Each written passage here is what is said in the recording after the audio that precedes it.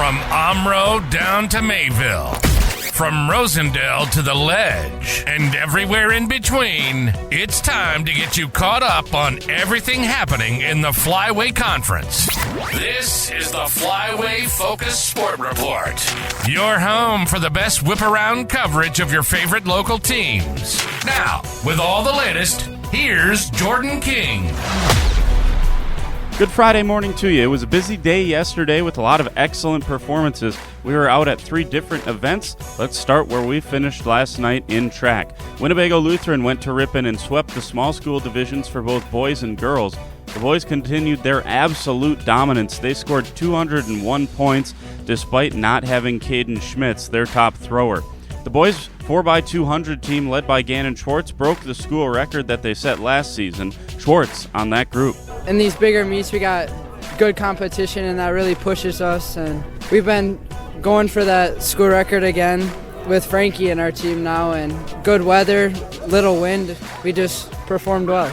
That same team of Schwartz, Frankie Wiedmeyer, Max Huntsman, and Alex Lynch also won the 4x100. They're closing in on a school record on that race. On the girls' side, the Vikings edged out Springs 134-117.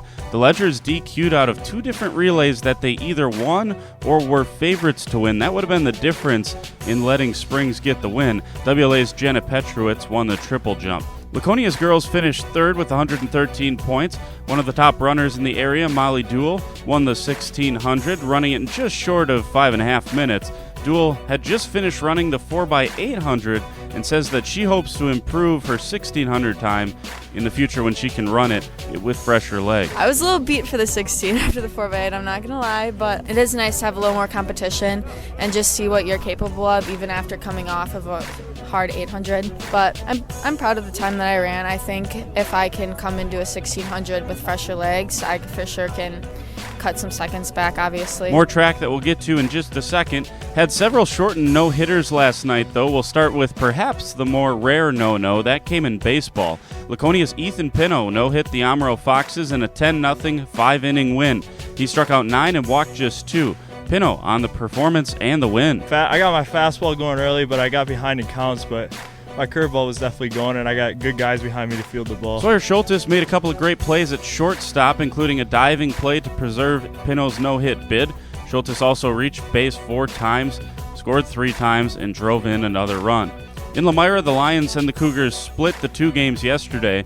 They finished up the game from Tuesday. It took 15 innings to finish that up. The Lions won at 7-3. Brody Lidke with the big hit in the 15th. He drove in a pair of runs, and then the Lions busted it open with the 4-run win.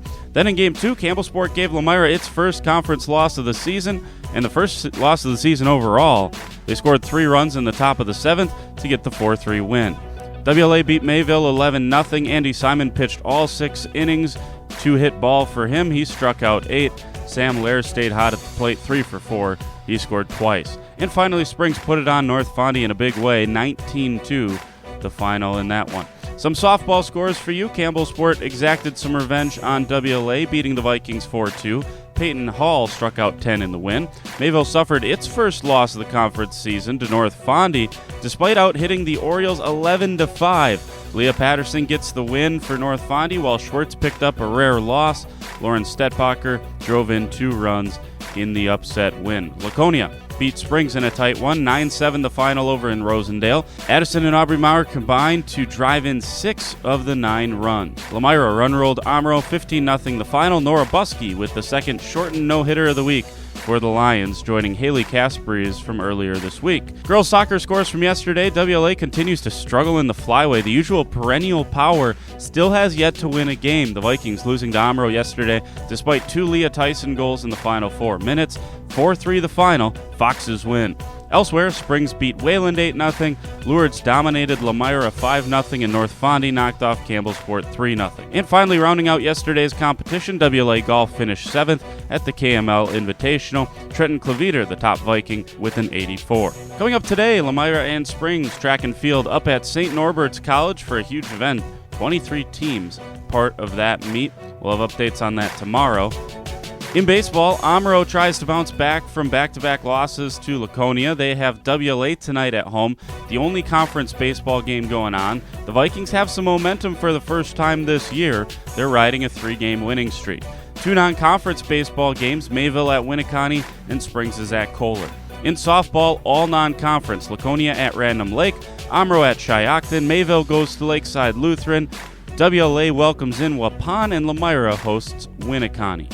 2 non-conference soccer games, Mayville hosts Living Word Lutheran, Omro goes to Ripon. Busy Thursday and Friday per usual. We'll be back tomorrow morning to recap everything for you right here. For your Flyway Focus Sports Report, I'm Jordan King.